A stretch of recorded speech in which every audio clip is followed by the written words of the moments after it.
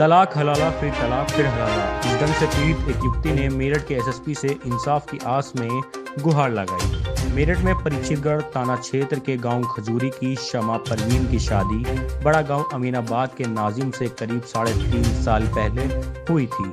शादी के बाद सऊदी अरब से लौटे पति ने मामूली कहासुनी के बाद पीड़ित पत्नी को तलाक दे दिया। आरोप है कि 3 तलाक के बाद ससुरालियों ने घर परिवार की इज्जत का हवाला देते हुए शमा की शादी देवर रिजवान से करा दी। रिजवान ने शादी के 3-4 दिन बाद ही भाभी को तलाक दे दिया और युवती फिर से वापस अपने पति के पास लौट आई।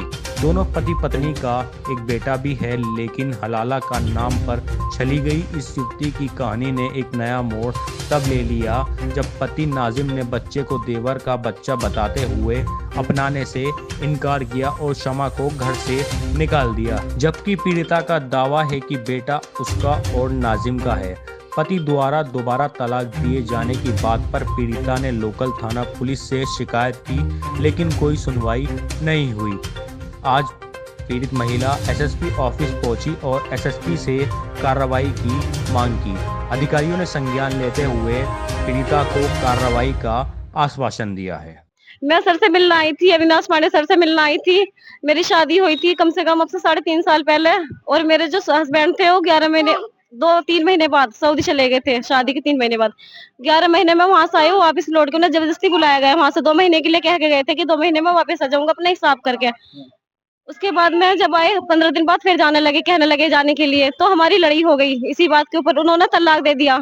मेरी सास जुबैदा, मेरी नाजमा, मेरा देवर फिरोज, उन्होंने जबरदस्ती, और मेरे जो चचिया ससुर थे हसमत, उन्होंने जबरदस्ती मेरा निकाह मेरे देवर रिजवान के साथ करा दिया।